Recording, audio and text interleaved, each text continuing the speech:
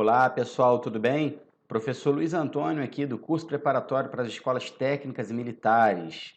No encontro de hoje, nós vamos resolver uma questão envolvendo força resultante e aceleração.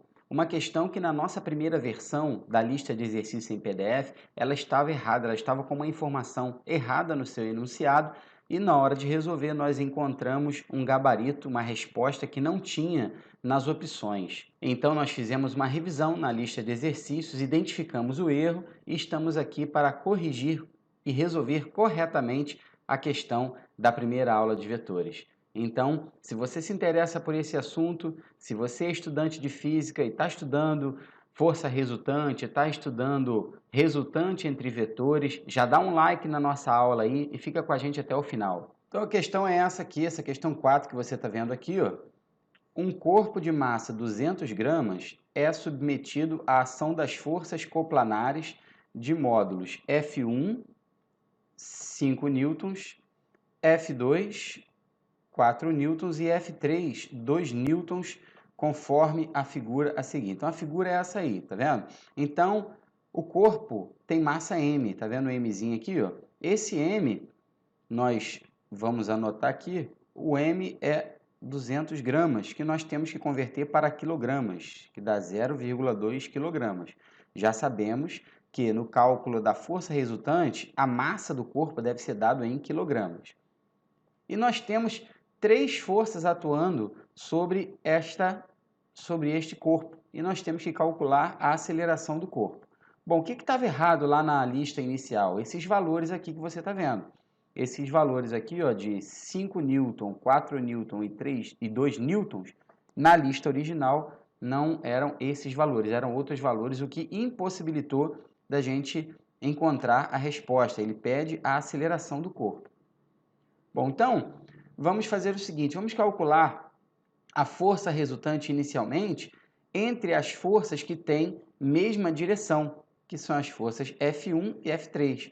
Eu vou refazer essa figura aqui, ó, para você entender melhor o que está acontecendo. Então, nós temos três forças atuando sobre o mesmo ponto material. Essas forças são F1, 5 newtons, então tem aqui, ó, 5 newtons, que está na direção horizontal para a direita.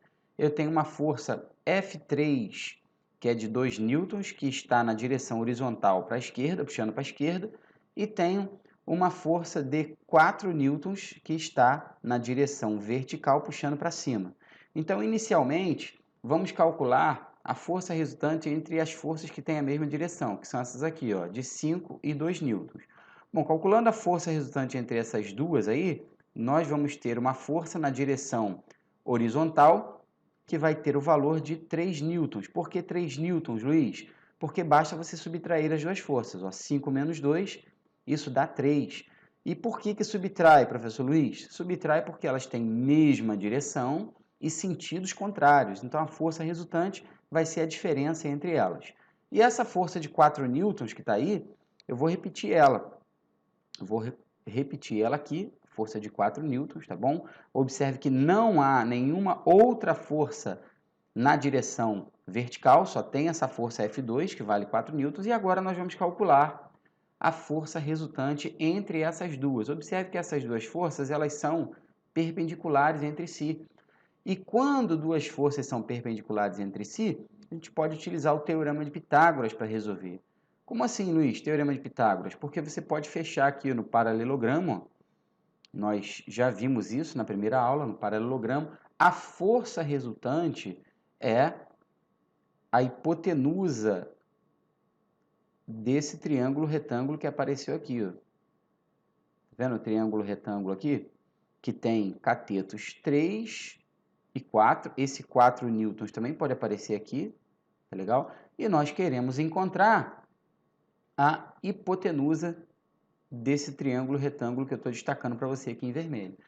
Então, fica fácil, né?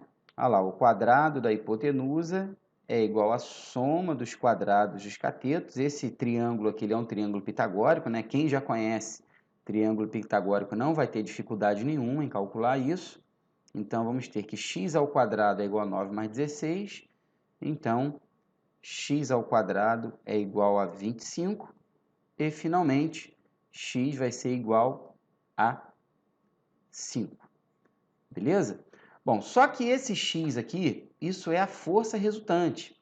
Tá legal? E não é a força resultante que ele quer no nosso problema. Nosso problema, ele pede a aceleração. O que nós vamos fazer agora? Nós vamos utilizar a segunda lei de Newton. O que diz a segunda lei de Newton? Vocês lembram? A segunda lei de Newton nos diz que a força resultante é sempre a massa vezes a aceleração. A força resultante de um corpo é sempre a sua massa vezes a aceleração. Bom, a força resultante nós já temos. A força resultante é esse 5 que está aqui. É a força resultante entre essas três forças aqui.